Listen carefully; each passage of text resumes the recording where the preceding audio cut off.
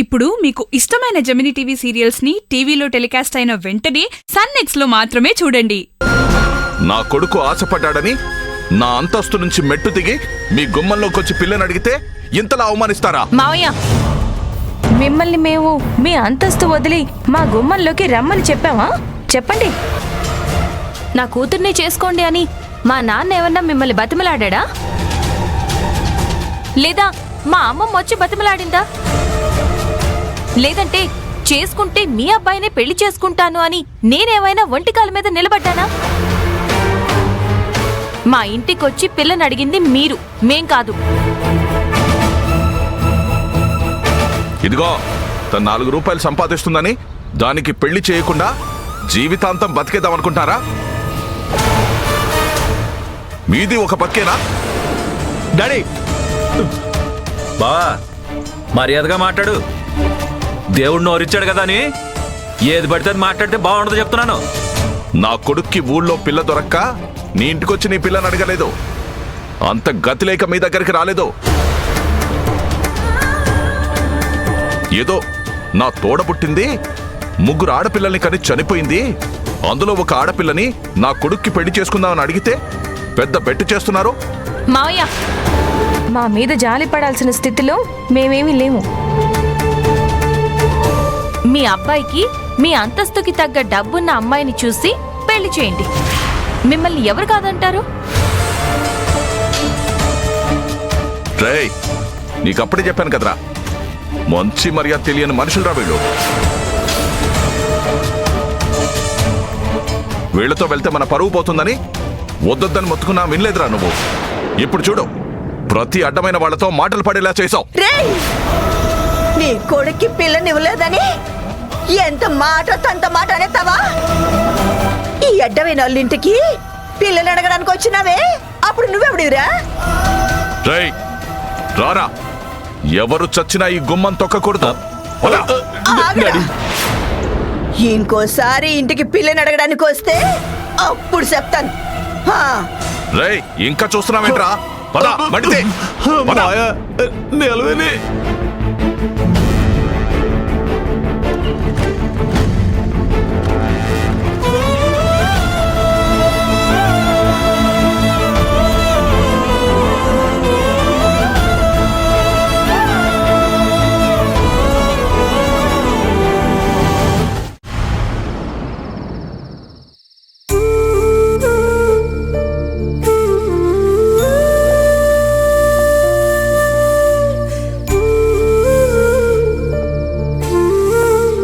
AD బాబు, ఇంకా నిద్రపోలేదా?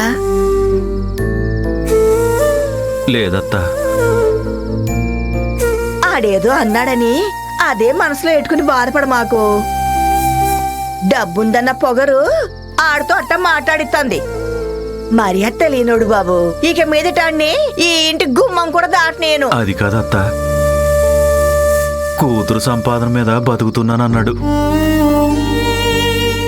అది తలుసుకుంటేనే నా గుండెని నలిపేసినట్టు అనిపిస్తుంది. అయ్యేదో ఏదో అన్నాడని నువ్వెందుకు బాధపడతావు?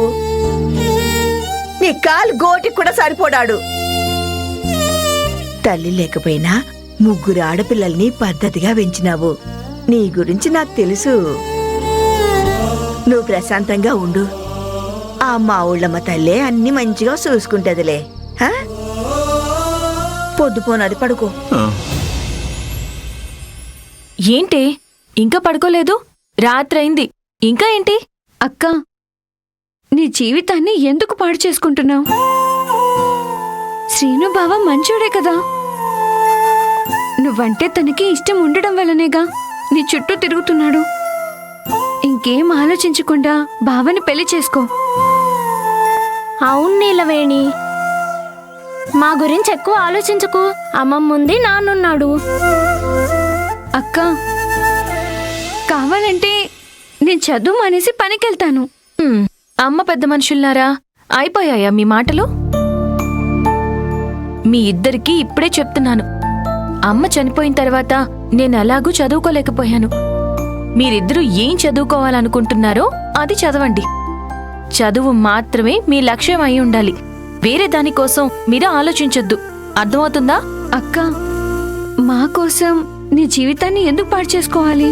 మిమ్మల్ని పెద్ద స్థాయిలో చూడాలనే కోరిక తప్ప నాకంటూ ఏ కోరిక లేదు. ఇంకేం మాట్లాడొద్దు, నిద్రపోండి. రేపు నీకు కాలేజ్, నీకు స్కూలు ఉన్నాయి, అది గుర్తుంచుకోండి. త్వరగా పడుకోండి, సరే. లేట్ అయిపోయింది. పడుకో. పడుకో.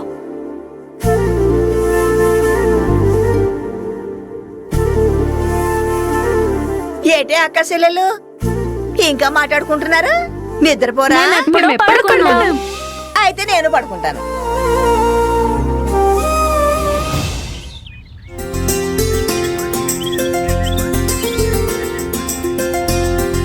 అమ్మ నీలవేణి, నువ్వెందుకమ్మ ఈ పనులు చేస్తావు? నేనొచ్చి ఎంచుతానులే. నువ్వు సంతకు వెళ్తున్నావు కదా నాన్న, నువ్వు వెళ్ళు, నేను చూసుకుంటాను. చెప్తే వినవు కదా. ఇదిగో భద్రయ్య, ఆ సీన్ సంతలో కనపడితే మాట్లాడమాక. అట్టగలే అత్త. ఏ నీలవేణి, ఆడెక్కడన్నా కనపడి మాట్లాడాలని చూస్తే నాతో చెప్పు, నేను చూసుకుంటాను ఆ సంగతి. నువ్వు ఊరుకో అమ్మమ్మా, అనవసరంగా గొడవలు తెచ్చేలా ఉన్నావు. నేను చూసుకుంటానులే. ఇంత జరిగాక ఆడుతూ ఎందుకే మాటలు? అది కాదమ్మమ్మా, బావా అమాయకుడు. పాపం నా మీద ఇష్టంతో నన్ను పెళ్లి చేసుకోవాలని అడిగాడు. నేను అలా అనేసరికి ముఖం అంతా మాడిపోయింది. అలాంటి వాణ్ణి ఎలా తిట్టాలనిపిస్తుంది? మళ్ళీ వచ్చి పెళ్లి గొడవ ఎత్తితే మనం అర్థమయ్యేలా చెప్పాలి, అంతేకాని నీ పాటికి నువ్వు గొడవలు పెట్టాలని చూడకు.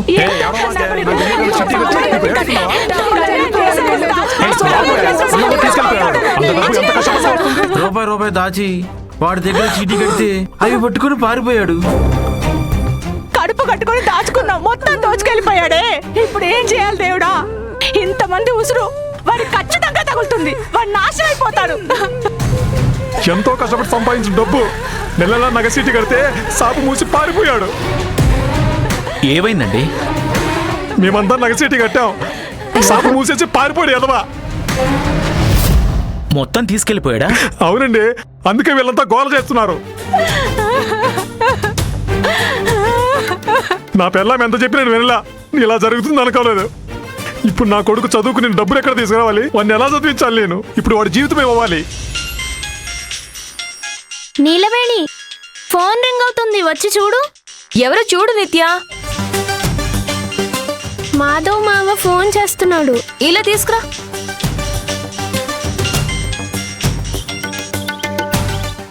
చెప్పు మాధవ్ మామ.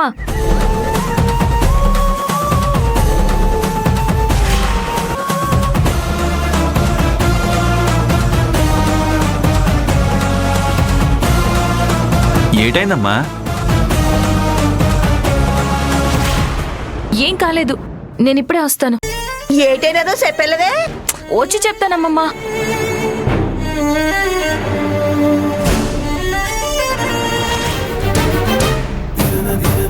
దేవుడా, నా కొడుకు చదువు కోసం ఎంతో కష్టపడి డబ్బులు దాచుకున్నా.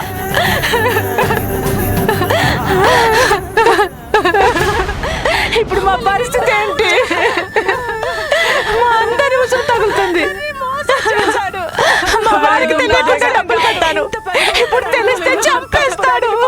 అందరు ఆడపిల్లల్లాగే నా చెల్లెళ్ళు కూడా బంగారు నగలు వేసుకోవాలని ఆశపడి రాత్రనక పగలనక కష్టపడి సంపాదించింది ఇలా పోయిందా? ఇప్పుడు నేనేం చెయ్యాలి?